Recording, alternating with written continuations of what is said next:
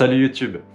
Il y a quelques temps, j'ai sorti une vidéo sur la planification de l'entraînement dans laquelle je vous partageais ma réflexion sur ma propre planification d'une saison cycliste. J'étais donc resté sur une vision très globale de l'entraînement sans vous détailler la façon dont je construis mes semaines d'entraînement. Aujourd'hui, on va en quelque sorte zoomer sur ce calendrier et je vais vous montrer comment est-ce que moi je construis mes semaines d'entraînement.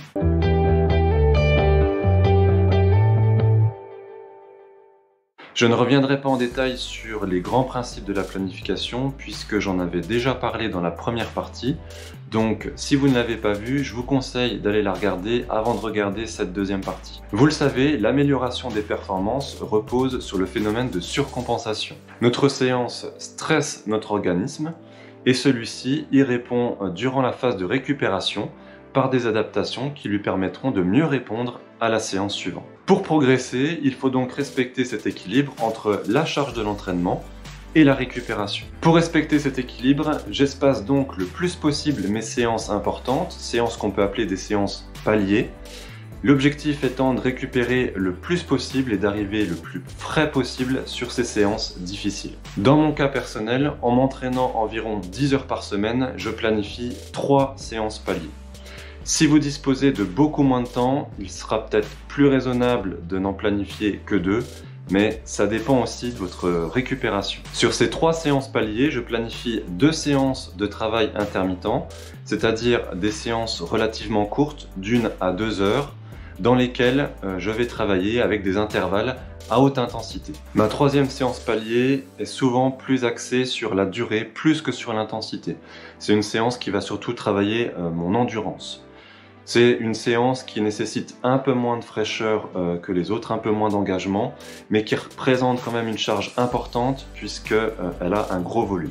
Entre ces séances paliers, je vais caser des séances à faible intensité, en zone 1 ou 2, qui vont me permettre de continuer à développer mes qualités physiques ou techniques, sans générer beaucoup de fatigue et qui donc ne vont pas entraver ce mécanisme de surcompensation.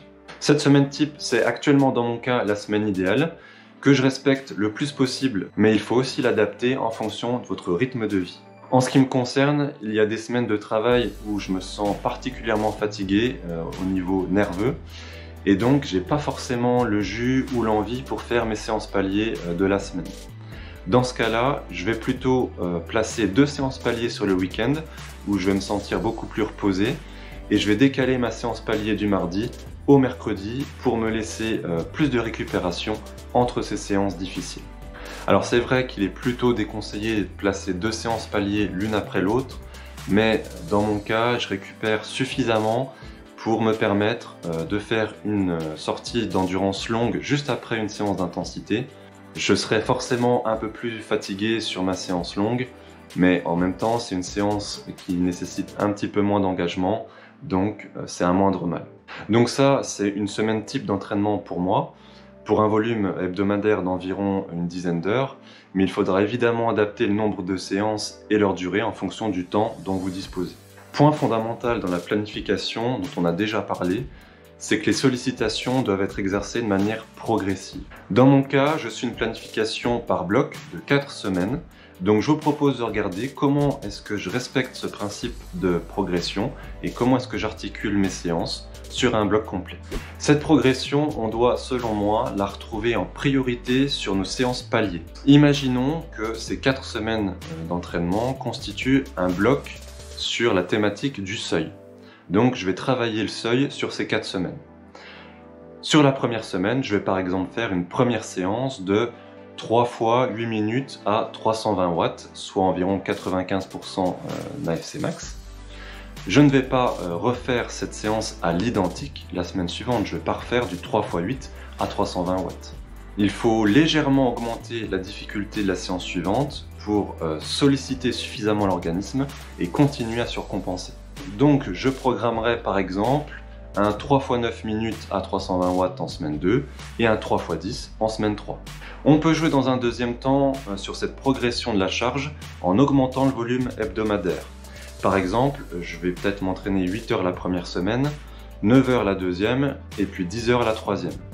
C'est plus difficile à mettre en place parce qu'on n'a pas tous l'emploi du temps qui nous le permette. Alors pourquoi est-ce que je ne place pas d'autres séances de ce type sur mes autres séances paliers de travail intermittent? Parce qu'il y a un autre point fondamental que je cherche à respecter, c'est la variation des séances. Varier ces séances, ça permet à la fois de ne pas saturer mentalement et puis en même temps de solliciter différemment votre organisme.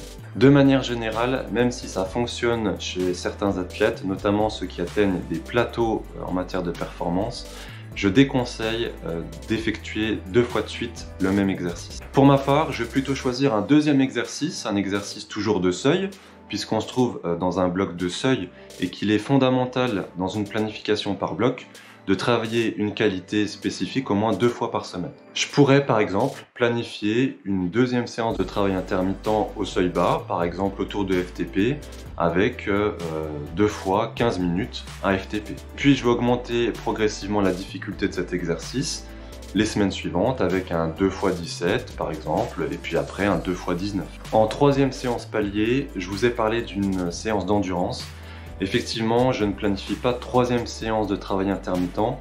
Je préfère faire une séance moins intense mais beaucoup plus longue parce que le cyclisme reste un sport d'endurance et ça me paraît important de stresser l'organisme aussi sur des durées beaucoup plus longues. Pour cette séance, j'ai l'habitude personnellement de travailler entre 3 et 4 heures à faible intensité en zone 2 voire en zone 3 pour travailler l'endurance musculaire et puis aussi pour faire un rappel d'endurance, l'endurance qu'on a travaillé en amont. C'est une séance peu intense, mais qui va représenter une grosse charge d'entraînement de par son volume.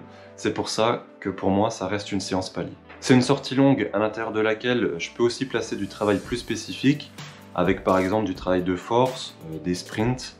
L'objectif étant avant tout de se faire plaisir et de refaire le plein de motivation pour la semaine suivante. Et si votre emploi du temps le permet et que vous souhaitez faire du travail bi-quotidien, donc avec 2 séances par jour, je vous conseille plutôt de faire la séance la plus exigeante en premier pour faire du travail de meilleure qualité. La 4e semaine est une semaine de régénération qui va me permettre de récupérer complètement avant d'attaquer le bloc suivant.